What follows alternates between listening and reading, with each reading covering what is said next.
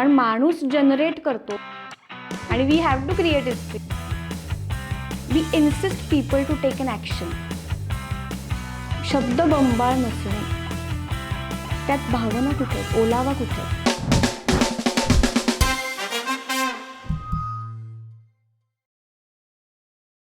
नमस्कार, मी चारुल देशपांडे. अबकरच्या या नवीन कोऱ्या एपिसोडमध्ये मी तुमच्या सगळ्यांचं स्वागत करते.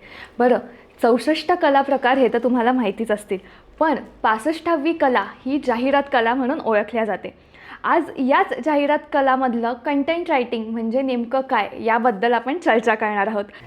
आज आपल्यासोबत आहे पूजा कुलकर्णी गोसावी. ती गेले 6 वर्ष प्रकाशन संस्थेमध्ये काम करते उपसंपादिका म्हणून, आणि आता ती 4 वर्ष स्वतंत्रपणे ॲज अ कंटेंट रायटर म्हणून या जाहिरात क्षेत्रात काम करते. वेलकम पूजा. हाय. मला सांग, कंटेंट रायटिंग म्हणजे एक्झॅक्टली काय असतं?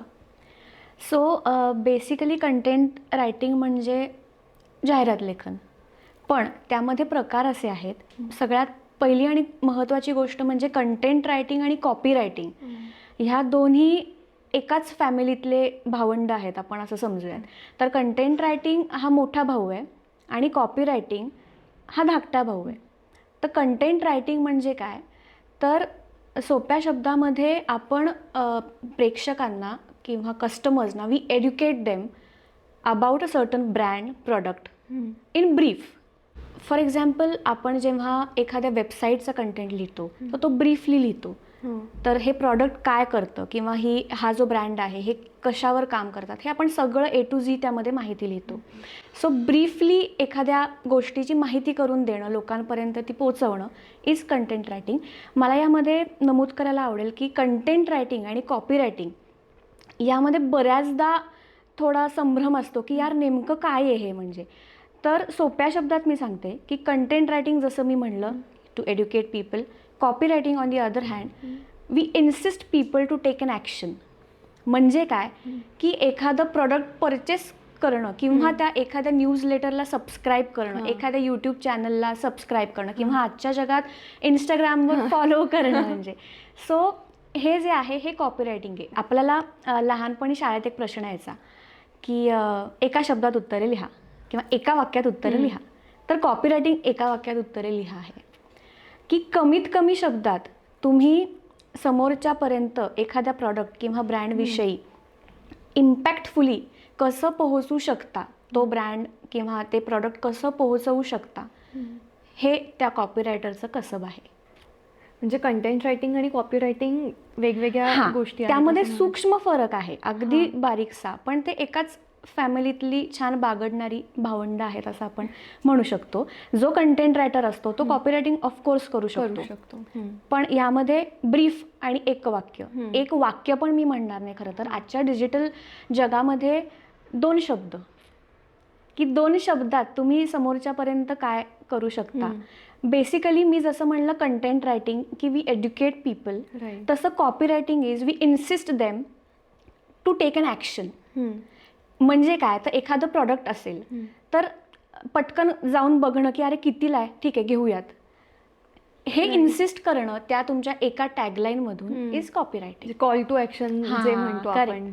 तर 2 शब्दात तुम्ही समोरच्या माणसावर काय इम्पॅक्ट पाडू शकता हे त्या कॉपी रायटरचं कसं आहे. मला वाटतं इथे मला एक एक्झाम्पल आठवतं आहे.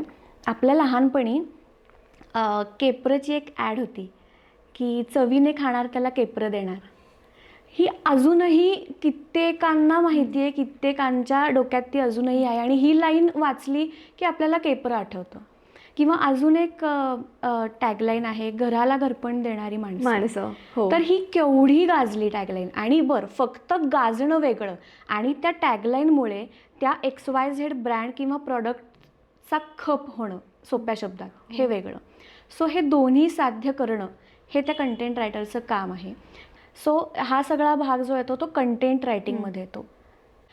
मला असं वाटतं की ह्यामध्ये तुम्ही सकाळी उठलात आणि बास मी आज लिहिणार असं नाही होत.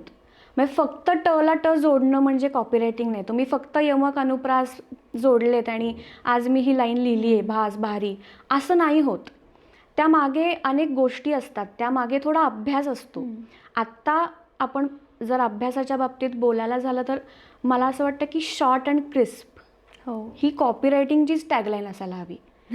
पण मला असं वाटतं जेव्हा तुम्ही कंटेंट रायटिंग किंवा कॉपीरायटिंग करता तेव्हा तुम्ही स्वतःला रिप्रेझेंट नसता करत, तुम्ही त्या ब्रँडला रिप्रेझेंट करता, तुम्ही त्या प्रोडक्टला रिप्रेझेंट करता, तुम्ही त्याची एक 0पासून 100पर्यंत ज्या पायऱ्या चढणार असणार आहे तो ब्रँड, तुम्ही त्याचा पाया भक्कम करता तुम्ही. एक शब्द आहे खूप छान की शब्द बंबाळ नसणे. म्हणजे आजकाल म्हणजे माझ्या मनीचे तरंग माझ्या ललनेच्या नयनचक्षूंमध्ये म्हणजे तुला अर्थबोधच होत नाही याचा. म्हणजे की तुला यार कहना क्या चाहते हो असं होतं ते. पीपल्स लँग्वेज वापरणं हे अत्यंत गरजेचं आहे. इंग्लिशमध्ये बोलायचं झालं तर डिक्शनरी घेऊन बसलं आहे आणि अरे काय लिहिलं याचा काय अर्थ आहे असं नाही होता कामा. म्हणजे मला असं वाटतं की आपल्याकडे ग्रामर नाझीज हा जो एक प्रकार आहे हा इतका आहे की मी एक एक्झाम्पल सांगते की हा माझा अनुभव आहे. म्हणजे माझा स्वतःचा क्लोदिंग ब्रँड आहे, आमचा होमग्रोन ब्रँड आहे, तर द चाफा टेल्स या नावाने. तर जेव्हा हा ब्रँड आम्ही लॉन्च करत होतो तर त्यावेळेला एक छोटंसं मी कॅम्पेन केलं होतं की ज्याच्यामध्ये स्टोरीज टाकत होते मी इंस्टाग्रामवर, ज्यामध्ये असं होतं की hello people comma we are coming soon with etcetera. तर माझ्या एका स्टोरीमध्ये असं झालं होतं की हॅलो पीपल कॉमानंतर वी आर कमिंग अपचा वी जो आहे त्यातला डब्ल्यू जो आहे तो माझा कॅपिटल पडला होता.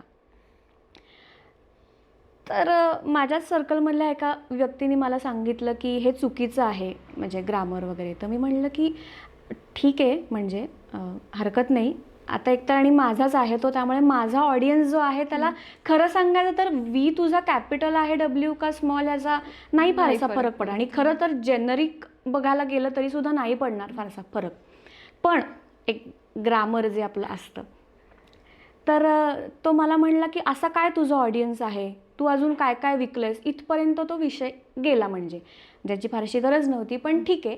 तर हे बघ आपण प्रत्येकजण शिकत असतो, कोणीच रँचो नसतो, त्या मार्गावर चालत असतो प्रत्येकजण.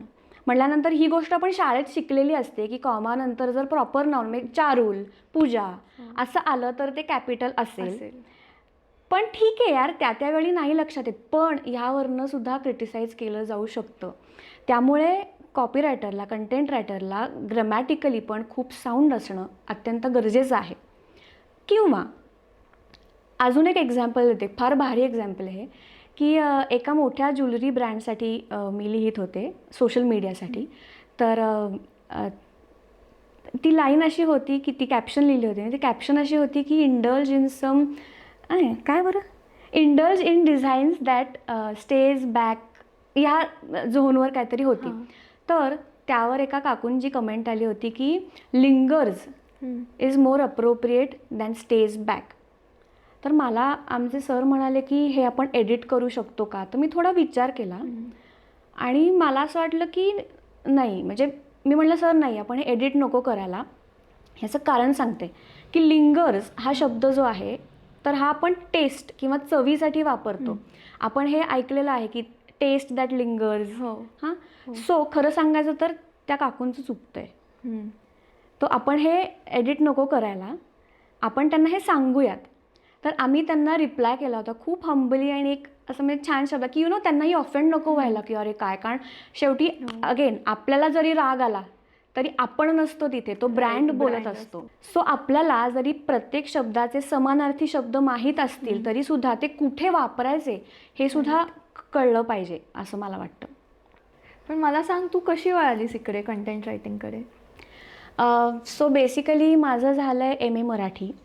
एम ए मराठी केल्यानंतर मी खरं तर हे सांगायला मला आवडेल की माझं शिक्षण इंग्लिश मिडियममध्ये झालं आहे आणि मी केलं आहे एम ए मराठी. मला सगळे म्हणतात की हे असं कसं, पण आहे असं आहे, एकदमच ऑपोजिट. आणि आत्ता मी ज्या क्षेत्रात काम करते कंटेंट रायटिंग आणि हे, तर ह्या क्षेत्रामध्ये मला ह्या दोन्ही भाषांमध्ये शिकल्याचा खूप फायदा होतो.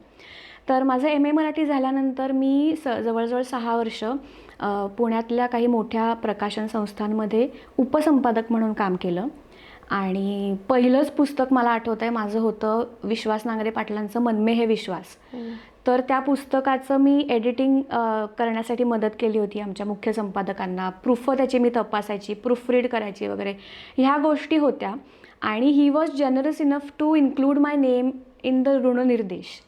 म्हणजे ही पहिलीच एक पावती होती की हां, की आपण जे करतोय ते आहे बाबा. सो तिथे खरं तर भाषेचे संस्कार आपण जे म्हणतो ते माझ्यावर झाले. सो आपल्या जनरेशनला जसं एक असतं ना की I want something more from life, तर मला जरा तसं होतं.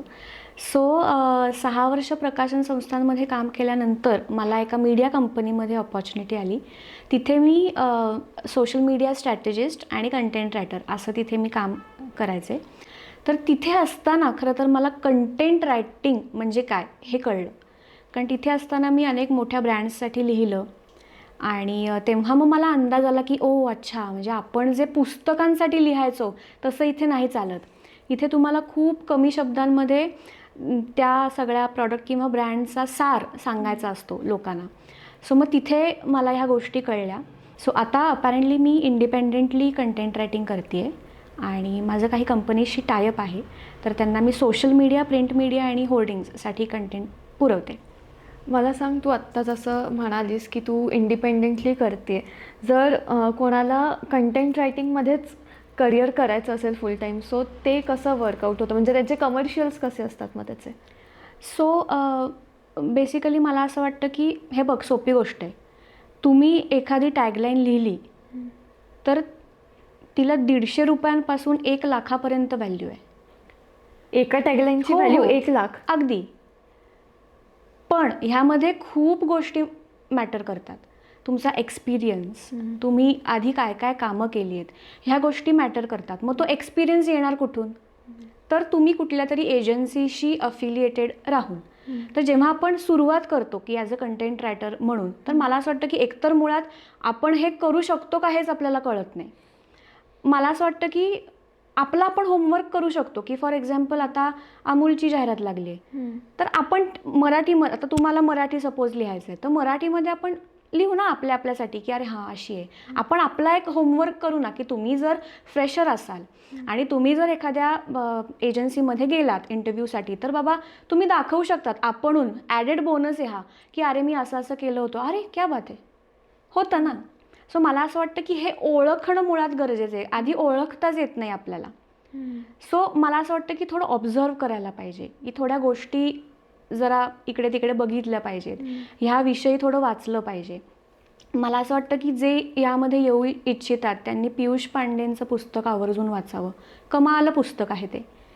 सो मला असं वाटतं की तुम्ही सुरुवात जर तशी केलीत की एखाद्या एजन्सीशी तुम्ही अफिलिएटेड आहात फुल टाईम, कारण सुरुवातीला कोणी तुम्हाला इंडिपेंडेंटली करायला देणार नाही आहे. कारण तुमची प्रोफाईल काय आहे, बॅकग्राऊंड काय आहे, एक्सपिरियन्स काय आहे, तर हा एक्सपिरियन्स बिल्ड तुम्हाला करायला पाहिजे आणि कालांतराने मग तुम्ही इंडिपेंडेंटली गोष्टी करू शकता.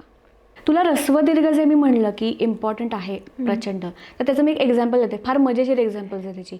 आता मराठी भाषा गौरव दिवस येईल, त्यावेळेला आपण सगळ्या ठिकाणी सगळीकडे ही स्टोरी शेअर केली जाते की दीन आणि दिन मधला फरक. माझ्या उच्चारांमधनं पण तुला कळेल की दीर्घ काय आणि ऱ्हस्व काय.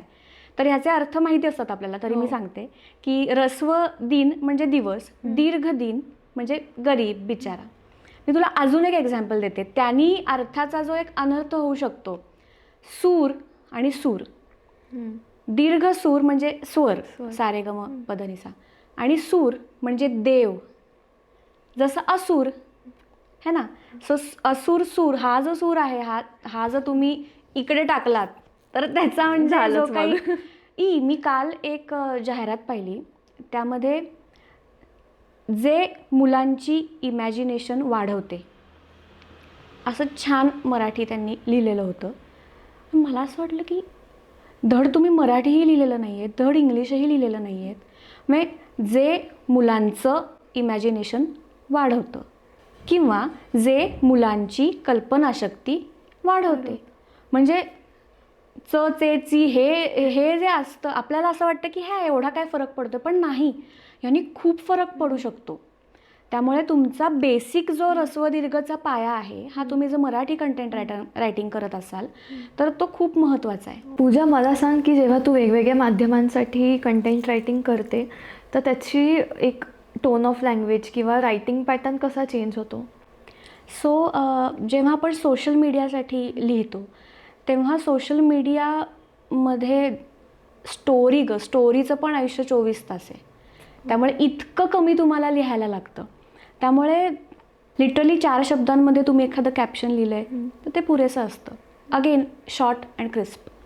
जेव्हा तुम्ही प्रिंट मीडियामध्ये जाता तेव्हा तुम्हाला थोडासा स्कोप असतो लिहिण्याचा, की थोडासा जरा एक टॅगलाईन आणि हेडिंग आणि खाली कंटेंट असं थोडं लिहिता येऊ शकतं. जेव्हा तुम्ही होर्डिंग्सवर जाता तिथे तुमची कल्पनाशक्ती आणि तुमचं शब्द सामर्थ्य ह्या दोन्हीचा जो एक मेळ तुम्हाला साधायचा असतो तो तिथे असतो. मला इथे एक्झाम्पल द्यायला आवडेल. आत्ता रिसेंटली झोमॅटोचे बोर्ड्स लागलेत, होर्डिंग्स लागलेत. तर त्यावर खूप सुंदर रिजनल भाषेमध्ये त्यांनी लिहिलेलं आहे. त्यांनी अशी अवघड काहीतरी नावं घेतली आहेत पदार्थांची आणि बोलायला अवघड आणि मागवायला सोपं. संपला विषय, जिंकलं इथे झोमॅटो. मग इतकं त्यांनी इझी केलं आहे आणि इतकं रिलेटेबल केलं आहे की अरे हँडी रे, आपणही दिवसातनं किती वेळा झोमॅटो उघडत असतो. सो इथे ते जिंकले, इथे ते कॉपीरायटर त्यांचे जे आहेत ते जिंकलेत असं मला वाटतं. जेव्हा आपण वेबसाईटसाठी लिहितो तेव्हा तुम्हाला त्या ब्रँडबरोबर त्या प्रॉडक्टचा सगळा अभ्यास करून पूर्ण माहिती लिहायला लागते. कारण वेबसाईट ही त्या ब्रँडची आयडेंटिटी होणार असते. त्यामुळे इथे सगळ्या A to Z गोष्टी तुम्हाला अभ्यास करून व्यवस्थित लिहायला लागतात. जेव्हा आपण मीडियम्सचं आता बोललो तसं ना सेक्टर वाईज पण हे व्हॅरी होतं. म्हणजे तुम्ही जर एखाद्या लिगल फर्मसाठी कंटेंट रायटिंग करताय तर तुम्हाला अगदी फार मोठे नाही पण बेसिक लिगल टर्म्स तुम्हाला माहीत असणं गरजेचं आहे. कारण तुम्ही जर त्यांची वेबसाईट लिहिली तर तिथे तुम्ही एखाद्या फिल्मचा रिव्ह्यू लिहाल तसं तर नाही लिहू शकत ना. थोडेसे तुम्हाला टेक्निकल वर्ड्स वापरणं गरजेचं आहे. किंवा रिअल इस्टेट म्हणा फॉर दॅट मॅटर, किंवा एखादी CAची फर्म आहे असं म्हणा. किंवा आणखीन एक वेगळाच सेक्शन म्हणजे फिल्म प्रमोशन्स. तर जेव्हा आपण फिल्म प्रमोशन्स करतो तेव्हा सुद्धा तुमचा जो टीझर असतो किंवा एखादं गाणं आलं आहे तर त्यावर किंवा त्यासाठी जाणारी एखादी ओळ आपण लिहिणं ही एकच ओळ लागते आणि ती फार अलंकारिक असून नाही चालत. साधी सोपी मस्त. कारण ती कव्हरिंग पॅटर्न आहे तुमचा मेन प्रॉडक्ट काय आहे तो टीझर किंवा ते गाणं. मला असं वाटतं प्रत्येक माध्यमानुसार आणि प्रत्येक सेक्टरनुसार थोड्याफार प्रमाणात गोष्टी बदलतात पण बेसिक गाभा जो आपण म्हणतो तो सेम राहतो. की पंक्च्युएशन्स, कारण पंक्च्युएशन्सनी सुद्धा खूप मोठा फरक पडू शकतो. आपल्याला असं वाटतं की यार काय शाळेत पण तेच होतं, पण चुकलं आपलं, शाळेत आपल्याला ते यायला हवं होतं असं वाटतं आपल्याला. सो पंक्च्युएशन्स किंवा समानार्थी शब्द जरी माहीत असले तरी ते कुठे वापरायचे, काय कॉन्टेक्स्टनी एखादा शब्द येतोय हे माहीत असणं हे खूप गरजेचं आहे असं मला वाटतं. मला सांग, या करिअरकडे आपण साईड इन्कम म्हणून बघू शकतो का? कारण आत्ता म्हणजे ChatGPT आणि AI वगैरे सगळं खूप सुरू आहे सध्या, ते बूममध्ये. सो ह्याचा फटका किती बसला आहे कंटेंट रायटर्सला, कारण की सगळेच यूज करतायत ते? मला असं वाटतं की कुठलंही काम हे अर्ध नाही होत. तुम्हाला त्या कामाशी तुमची असलेली एक निष्ठा ही पूर्ण असावी लागते. तसंच मी म्हणेन की मला असं वाटतं की हे मेन इन्कम आहे. ह्याचं साईड इन्कम असं मला वाटतं की नाही होऊ शकत. किंवा जरी एखाद्याला करायचं असेल तरी तो फार पुढच्या टप्प्यांवर गेल्यानंतर त्याला करता येईल कदाचित. पण तुम्ही सुरुवातच साईड इन्कम म्हणून अशी केली तर तसं नाही होऊ शकत. तुम्ही जे काही काम करताय त्यावर तुम्ही फोकस्ड असणं खूप गरजेचं आहे. तेच मी मगाशी म्हणल्याप्रमाणे आपल्याला असं वाटतं की टला टळ जुळवलं आपण, बास भारी झाली, असं नाही आहे. खूप फॅक्टर्स आहेत जे आपण डिस्कस केले. त्यामुळे हे मेन इन्कम आहे, हे साईड इन्कम नाही होऊ शकत. आणि ऑन दी अदर हँड तू मला सांग की सुरुवातीला आपण इंडिपेंडेंटली तर काम करू शकत नाही, जे आपण बोललो. मग तुम्ही जेव्हा एका एजन्सीमध्ये जाता तेव्हा तुम्ही तिथे फुल टाईमच काम करणार ना, मग ते साईड इन्कम कसं झालं? सो मला असं वाटतं की नाही, हे मेन इन्कम आहे. ह्याचा अभ्यास आहे, ह्याचा प्रॉपर, आणि ऑपॉर्च्युनिटीज खूप आहेत. म्हणजे फक्त मराठी आणि इंग्लिशच नाही तर आता Hindi content writers, Gujarati content writers हे सुद्धा पुण्यातही लागतात. त्यामुळे खूप अपॉर्च्युनिटीज असतात. तुम्ही स्वतःला तेवढं विकसित करा, तुम्हाला अपॉर्च्युनिटीज येतील ऑफकोर्स. आणि तू ChatGPTचं जे म्हणलीस तर मला त्यावर एवढंच सांगायचं आहे की गुगल ट्रान्सलेटवर एखादी ओळ टाकली, ती तशीच्या तशी कॉपी केली, त्यात भावना कुठे आहेत, ओलावा कुठे आहे? ते माणूसच देतो ना. मला ते मीम आठवलं आहे, ते मोनालिसाचं मीम आहे ना की खरा मोनालिसाचा फोटो खऱ्या आणि इकडे ते असं काहीतरी केलेलं, तो प्रकार आहे हा. की ही जी खरी ओरिजिनल मोनालिसा आहे ते कंटेंट रायटर्स आहेत. ते तुम्हाला तो इमोशनल कनेक्ट देतात प्रेक्षकांसाठी की ज्यांनी प्रेक्षक त्या ब्रँडकडे किंवा प्रॉडक्टकडे आकर्षित होऊ शकतो.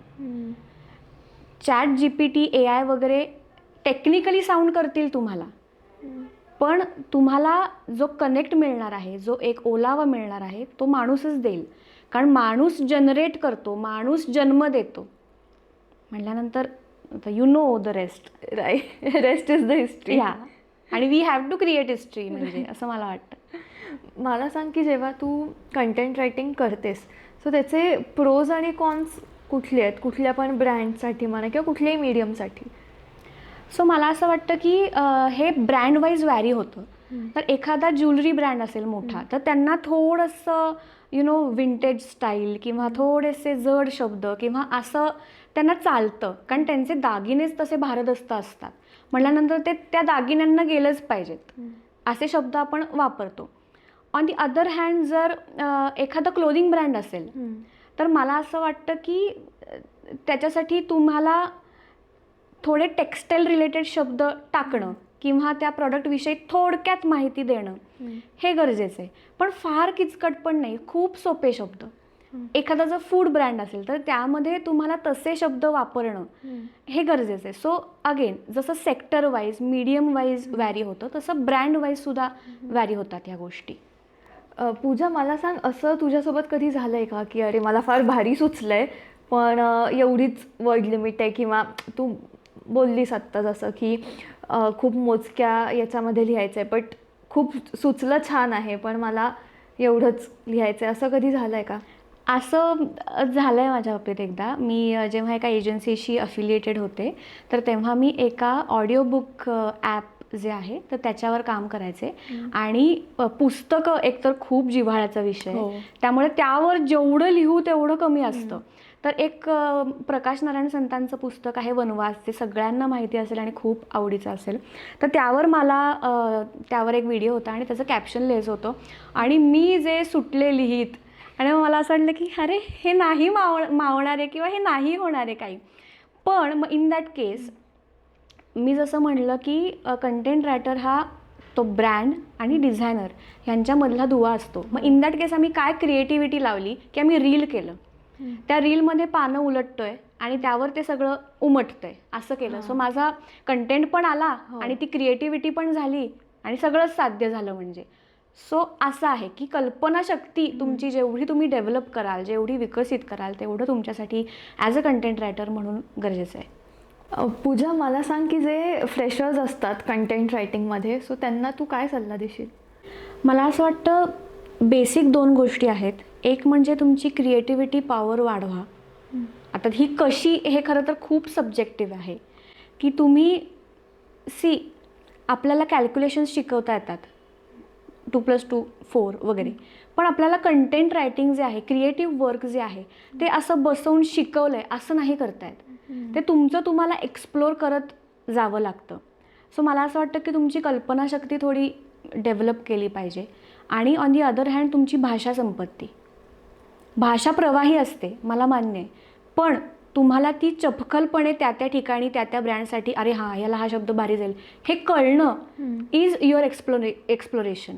आपण रोज स्वतःला पॉलिश करत असतो, तसं मीही करते. मला असं वाटतं की सुरुवातीला आपण मराठीसाठी जर बोलायचं झालं तर काही डिक्शनरीजचा वापर करू शकतो की आपण ऱ्हस्व दीर्घ उकार आकार वेलांट्या ह्याला अडखळलो आहे जरा, तर बघू ना डिक्शनरीमध्ये, काही हरकत नाही. किंवा इंग्लिशचं बोलायचं झालं तर ग्रामरली म्हणून जे ॲप आहे तर ते वापरू. कधी कधी आणि द ह्यामध्ये आपल्याला कळत नाही की अरे नेमकं काय वापरायचं आहे, मग बघा की काय आहे नेमकं.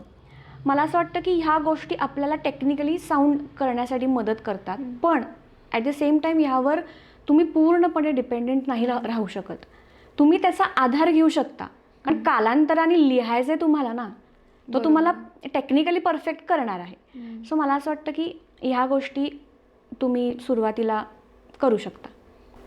एखाद्या क्लायंटला जर आपण नवखे असू आणि एखाद्या क्लायंटला आपल्याला पिच करायचं असेल एखाद्या एजन्सी थ्रू किंवा इंडिपेंडेंटली, तर मला असं वाटतं की कधी कधी कसं होतं की वाचलं जातं, बोललं जातं. हे इंडिपेंडेंटली जेव्हा काम करतो ना तेव्हा खूप इम्पॉर्टंट आहे की वाचलं जातं, तुम्हाला कदाचित ते अप्रूव्ह होत नाही, तुम्हीही स्वतः तिथे अप्रूव्ह होत नाही, पण ते वापरलं जातं. मग इन दॅट केस तुम्हाला खरं तर ना भाषेला किंवा शब्दांना काहीच कंट्रोल नाही आहे. कोणीही कोणाचंही काही उचलू शकतं, पण एक एथिक्स असतात, ते आपण पाळले पाहिजेत असं मला वाटतं. आणि एखाद्या क्लायंटला आपण पिच करताना साधारणपणे त्यांचा ब्रँड जो असेल, त्यांचं जे नाव असेल तिथे XYZ, किंवा जर आपण डॉक्युमेंट पाठवली तर तिथे तुमचं स्वतःचा जर काही लोगो असेल, ब्रँड असेल, तर ते तिथे टाकणं, वॉटरमार्क्स त्याचे बेसिक तुम्ही हे करू शकता. पण again there is no control over this. त्यामुळे काय जो जे वांछिल तो ते लाहो, आपण लिहित राहायचं. मला एक सांग, आत्ता तू जसं म्हटलं की कंट्रोल नाही आहे, पण या सगळ्या ह्याच्यामध्ये जे क्रेडिट्सचा जो एक पार्ट असतो की क्रेडिट्स देणं किती महत्त्वाचं असतं, तुला काय वाटतं? कारण की बरेचसे असे ब्रँड्स आहेत की ते फक्त उचलतात आणि लिहितात बट क्रेडिट्स देत नाही.